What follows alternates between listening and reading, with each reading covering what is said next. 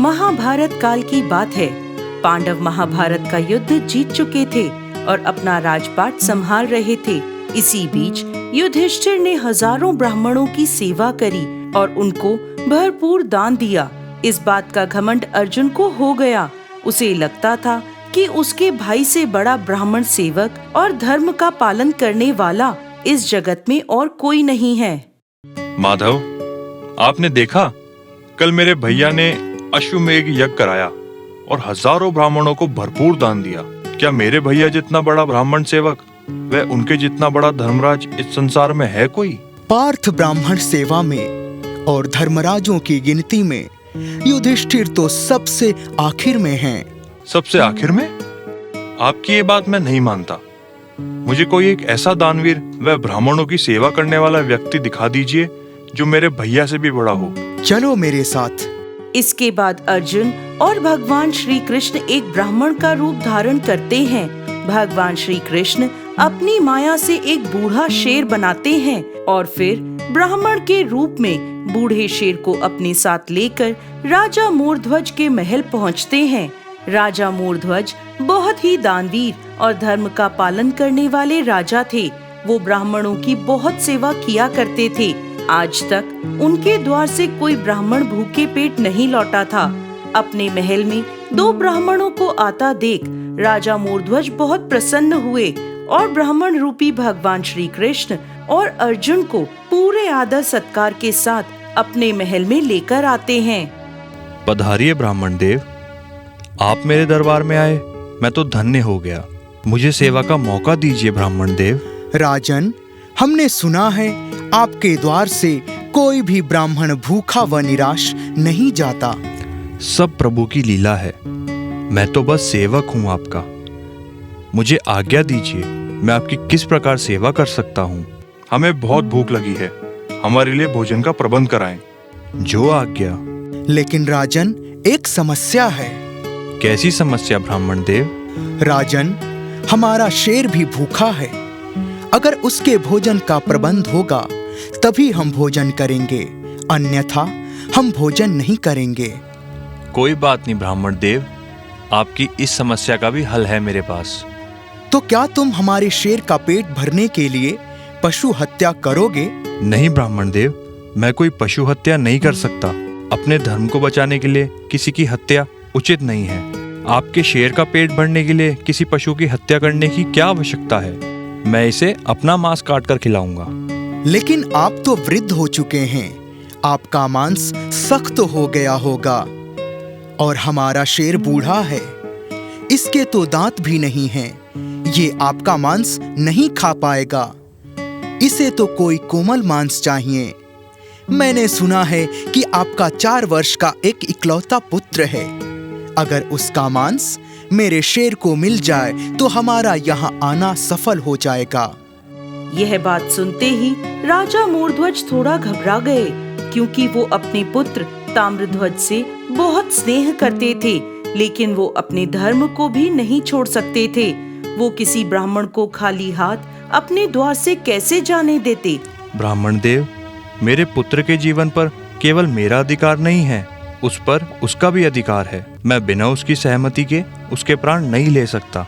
आप थोड़ा सा समय दें, मैं अपने पुत्र से पूछ कर आता हूँ। राजा मोरध्वज भारी मन लिए अपने पुत्र ताम्रध्वज के पास जाते हैं और उससे पूछते हैं, पुत्र, तुम्हारे पिता पर एक धर्म संकट आन पड़ा है।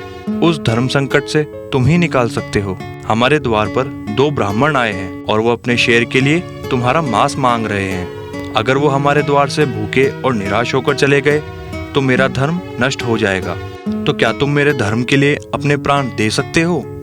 पिताजी, आप मुझसे पूछ रहे हैं? पिताजी, आप आज्ञा कीजिए, मैं अपनी जान को हंसते हुए आपकी हथेली में रख दूंगा। एक पुत्र का यही धर्म होता है कि वो अपने पिता के धर्म की रक्षा करे। बेटा, आज तूने अपने पिता की लाज रख ली। पिताजी, आप इसके बारे में एक बार माँ से भी पूछ लीजिए, क्योंकि मेरे पे सिर्फ आपका ही अधिकार नहीं है, मेरे पे माँ का भी उतना ही अधिकार है। मैंने सब सुन लिया है। आपने जो निर्णय लिया है आप वही कीजिए। मैं मना नहीं करूंगी। आपके धर्म की रक्षा करना मेरा भी कर्तव्य है और इसमें मैं भी आपका साथ दूंगी। राजा मोरध्वज और पद्मावत अपने पुत्र ताम्रध्वज की बलि देने के लिए तैयार हो जाते हैं। वो अपने बेटे को ब्राह्मण देव के पास ले जाकर बैठा देते हैं। ताम्रध्वज को काटने के लिए एक बड़ी सी आरी मंगवाई जाती है। इससे पहले ताम्रध्वज को काटा जाए, ताम्रध्वज अपने माता पिता के कान में रुई लगाते हैं। पुत्र, ये क्या? तुम हमारे कानों में रुई क्यों डाल रहे हो? पिताजी, जब आप लोग मुझे आरी से काटेंगे तो हो सकता है मैं दर्द से चिल्लाने लगूंगा, जिससे आप मुझे काट नहीं पाओगे और आपका धर्म नष्ट हो जाएगा। इसलिए मैं आपके कानों में रुई लगा रहा हूँ, जिससे आपको मेरी आवाज ना सुनाई दे। पुत्र की यह बात सुनकर माता पिता दोनों ही उसे गले लगाकर रोने लगते हैं। ये दृश्य देख अर्जुन की आंखों में आंसू आने लगते हैं। फिर राजा मोरध्वज अपने पुत्र को बैठाते हैं और राजा और रानी मिलकर उसे आरी से 2 भागों में काटने लगते हैं। चारों तरफ खून के छींटे फैल जाते हैं।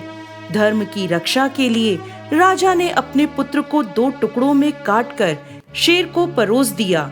इसके बाद खाने की थाली अर्जुन और भगवान श्री कृष्ण के लिए लगाई जाती है।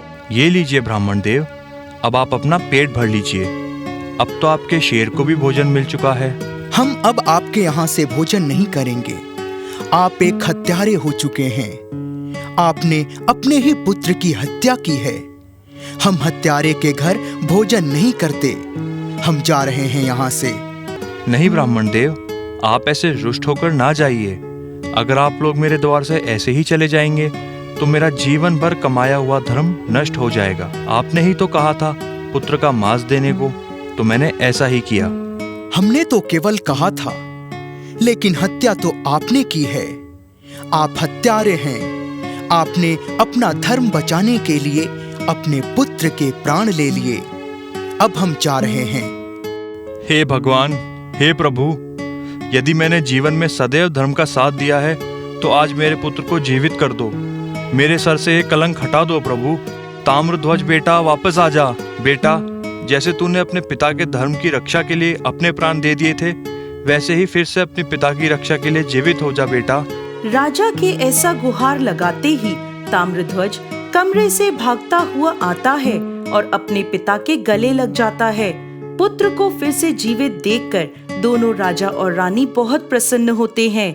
फिर राजा मोरध्वज पीछे मुड़कर देखते हैं तो उनके सामने भगवान श्री कृष्ण उन्हें दर्शन दे रहे होते हैं। ये देख राजा और रानी उनके चरणों में गिर जाते हैं। मोरध्वज, उठ जाओ। मैं तो यहाँ सिर्फ तुम्हारी परीक्षा लेने आया था और तुमने सिद्ध कर दिया कि तुमसे बड़ा धर्म का पालन करने वाला इस ब्रह्मांड में ना कोई है ना होगा। इस दृश्य के बाद अर्जुन का घमंड टूट जाता है और वो राजा मोरध्वज को सबसे बड़े दानवीर व धर्मराज मान लेते हैं।